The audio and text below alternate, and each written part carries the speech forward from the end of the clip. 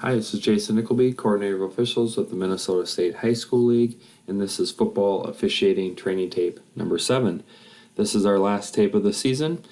Hopeful that these plays have been helpful for your crew as we've gone throughout the season, taking a look at mechanics, philosophy, positioning, and how we would handle these plays if they happen in our games. So, again, not picking on any one crew, official, or team, or player, just trying to get better with our mechanics, our philosophy, and how we apply rules by looking at these plays. So we'll take a look at a smattering of plays, and again, this is our last tape. Good luck to all of you with the remainder of the regular season and the postseason as well. So with that, let's look at some plays.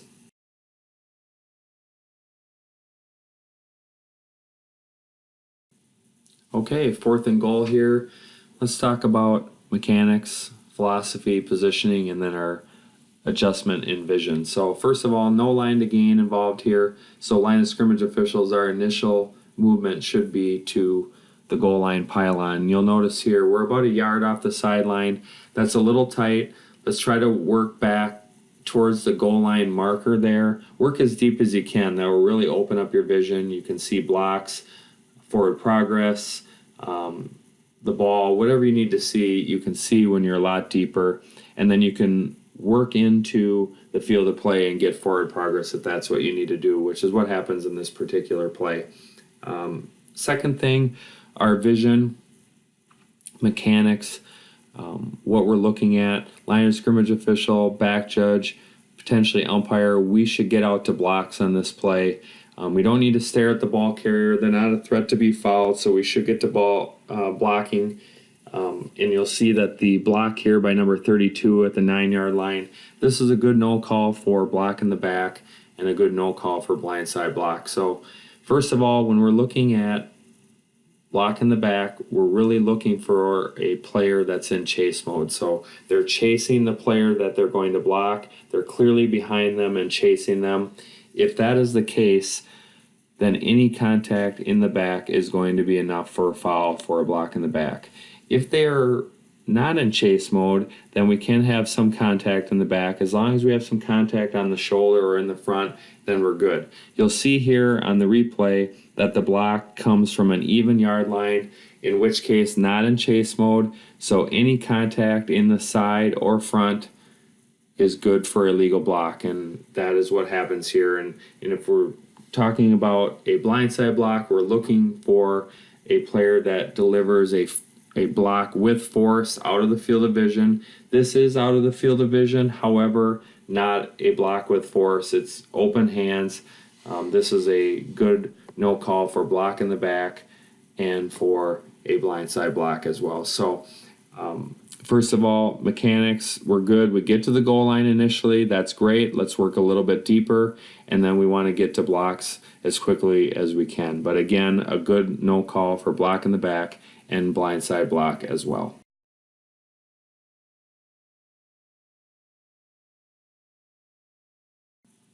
Okay, on this play, we're going to talk about mechanics, our vision, and philosophy. So you'll see we have a pass play here out to about the 42-yard line, and we have some contact. A bunch of players go to the ground. So first of all, mechanically, line of scrimmage official maintains his position at the line of scrimmage until the pass is imminent, and then he heads downfield. Then he gets into a stationary position to signal incomplete.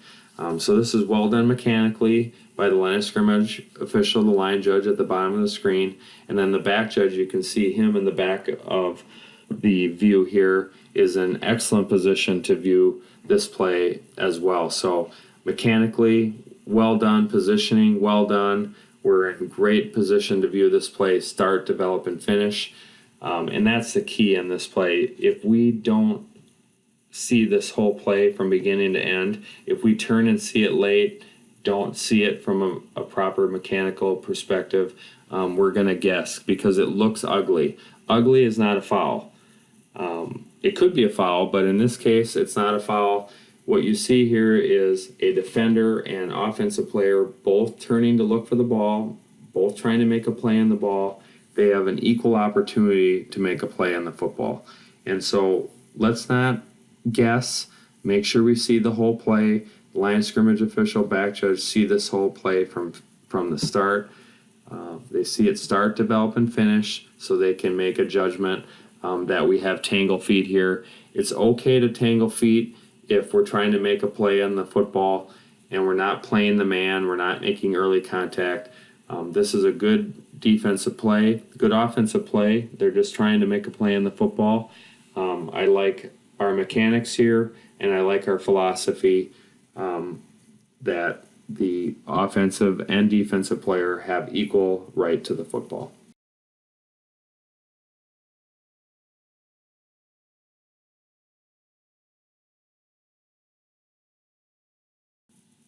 Okay, on this play, let's talk mechanics and vision mechanics again. So you'll see a block right at the point of attack, about the 32-yard line. We're going to have a foul here for a holding by the offensive player. And I think this is a good call, and I like our vision, our mechanics on this. So line of scrimmage officials, again, maintaining our spot at the line of scrimmage until a pass is imminent. We don't have a pass here. We have a running play. So we're going to let it pass us so we can officiate from behind and keep all the blocks in front of us and have good vision. We shouldn't be looking at the ball carrier here. He's not a threat to be fouled. We should be going right to the ball carrier and picking up this block. This is enough for offensive holding. He gets him around the shoulders and turns him at the point of attack. This is what we're looking for when it comes to offensive holding. We're looking for that step that's taken away, material restriction, and that clearly is the case here. Referees, on plays where it's pretty obvious that they're going to take the penalty, we should just go ahead and announce the penalty. We don't need to do a preliminary signal. Just go ahead and make the announcement. So we don't need to get in too big of a hurry to do a preliminary. On obvious fouls, go ahead and announce the penalty. But in this case, I like our vision right to the blocks by the line of scrimmage official, and then I also like how we continue to officiate through the end of the play. So this is well done here by the line of scrimmage official, the line judge at the bottom of the screen, both mechanically and vision, and then judgment of offensive holding.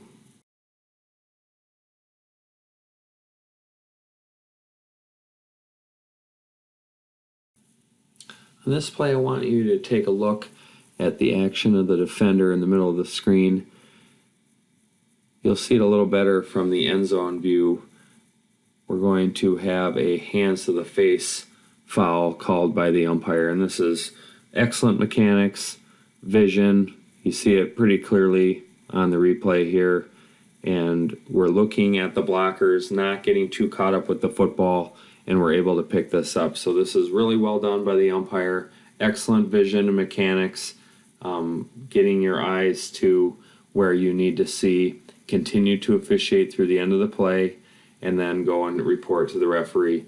Now, technically, in the high school book, there isn't a hands to the face signal or rule reference, but I think totally acceptable to announce personal foul, hands to the face. That tells a more accurate story about what occurred, why the foul was called. So I would totally support referees announcing personal foul, hands to the face.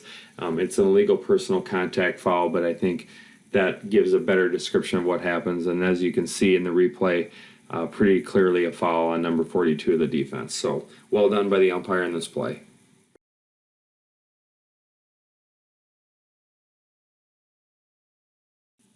Okay, on this play I want to talk fumble mechanics and how we handle these kinds of plays. So pretty clear on this feed that we have a fumble, the ball is out.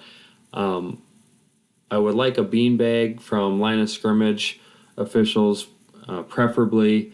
Umpire may have a look at it. Hard to say with bodies in front of them. Referee probably can get a beanbag in there.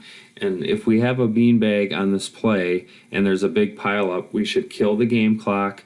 We can dig, and then once we figure out which team has it, we can figure out what we want to do with the game clock. If the offense retains it, we can wind the game clock back up. If the defense has it, then we just point in their direction since we've already killed the clock. Now, with that said, I like how the umpire gets in there, digs a little bit, sees that the defense has it, kills the clock, 2 swipes, and points. And then the referee ships it the other way. So good coverage. Totally fine with no offensive holding here as it's right as the ball's going to the ground. I'm good with a no call on that. Just mechanically try to get a beanbag down, line of scrimmage, referee, and then once we figure out who has it, we can figure out what to do with the game clock, and we can start it back up if the offense retains, or just ship it if the defense has it, which is the case here. So well done coverage-wise. Just can clean up our clock management just a little bit, but overall well done by the crew.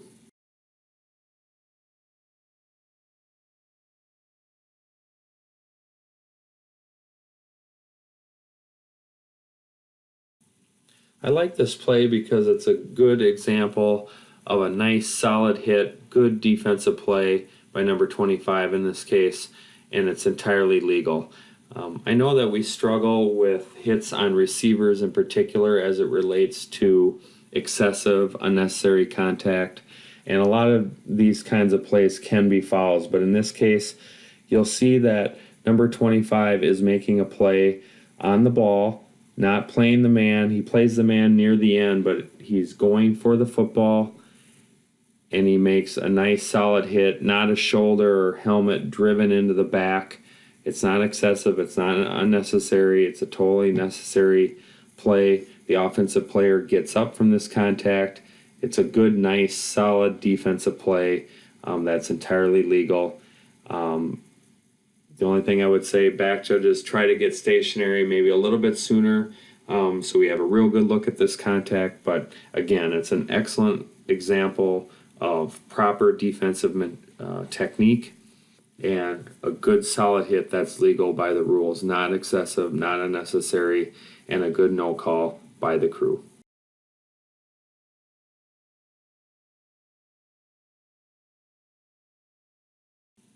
All right, scrimmage kick here. Umpires, let's move up a little bit wider, then you have a good perspective on the left side of the line. Everyone else is in pretty good position to view blocks and threats for foul. On this return, I want us to take a look at the block at about the 42-yard line or so. Ours 42. You'll see here, slow motion here, and we have a side block, and he puts them on the ground. This is a good legal block by number 11 on the return team, and it's key to see this whole block from the beginning. If we get to it late, we talked about this on some other plays, we need to see it start, develop, and finish, because if we come to this late, it's going to look really ugly.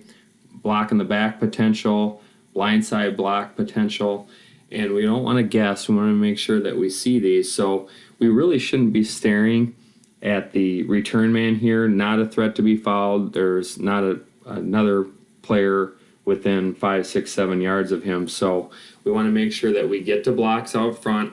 That's back judge and head linesman, especially in this case, should have a good look at this block to rule on this.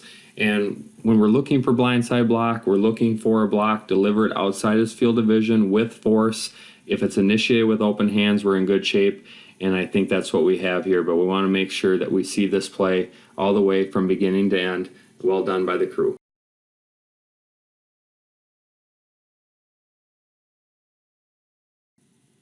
Okay, on this play, I want you to take a look at the contact on the quarterback, and let's talk philosophy, mechanics, and our vision as referees. So first, our focus is on the quarterback on this play, and you can see that the referee is maintaining his vision on the quarterback, and that is really well done. That's what we want to do.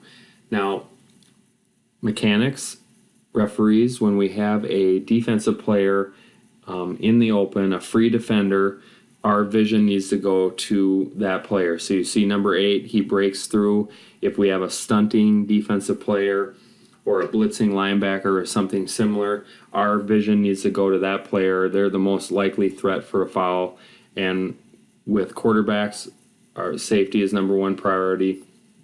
If we happen to miss a hold or something like that around the same time, that's okay. We need to give something up to get something. In this case, we're going to give up potential offensive holding and similar to make sure that we protect the quarterback. When we're talking about roughing the passer, we're looking for contact that is unnecessary, could be avoided, it's excessive. So contact that's clearly late, designed to punish, picks him up and drives him into the turf. That's what we're looking for with roughing the passer. If you think you could find another way to make the contact or play, then you'd be okay to pass. On this particular play, hard to tell with this view, but I just want referees to be aware. The quarterback is our number one priority. We need to get to him for safety, and we should always err on the side of safety fouls. So if you're 50-50 on roughing the passer, let's throw the flag.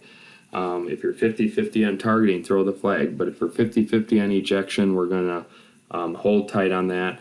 But if we're not sure on roughing the passer, let's just throw the flag 15 yards and move on.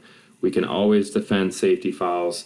If it's 50-50 and 5 and 10 yard fouls, we'll keep that in our pocket. Roughing the passer, we're going to go ahead and drop it if we're 50-50. Because an argument can be made on this play that he picks up the quarterback and drives him into the turf with his full body weight. And that would still be a foul in high school football because illegal personal contact addresses contact that is unnecessary or excessive in the judgment of the officials. So if you view this play to be excessive, unnecessary, put a flag on the ground and we can support that. So mechanics, our vision needs to go to that free defender, go to the quarterback when he's a threat to be fouled, and then philosophy, rules, judgment-wise, we're looking for contact that is unnecessary, excessive, could be avoided, those kinds of things when we're looking at roughing the passer.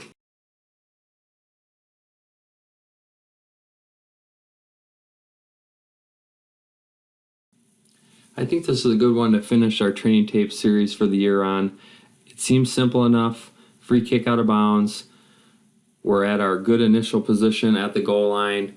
Get to the spot. Again, spot's not critical on this particular one, but seems simple enough. Free kick out of bounds. But referee, excellent announcement, knows the number of the kicker and the options. We get the options from the team, the choice from the team in a efficient manner, and then we dispatch of a simple foul in a very efficient, very nicely done way. So it seems simple, but when we screw up the simple plays, it's hard to sell our program to the coaches, to the fans, TV, etc. We need to handle the simple plays because when we get the simple plays right, we're going to buy a lot more real estate when we want to handle difficult plays, and they're going to buy our program when we handle the simple plays well. So this crew does that here. They're ready for it. Referee obviously focused on his keys, knows who the kicker is so that he's ready to make an effective announcement. So just really well done on a play that seems simple, but again, if we make mistakes on simple plays, it's really hard to sell our program when we have difficult plays, and this crew handles what would seem simple play very well, very mechanically well done, good focus, well done by the crew.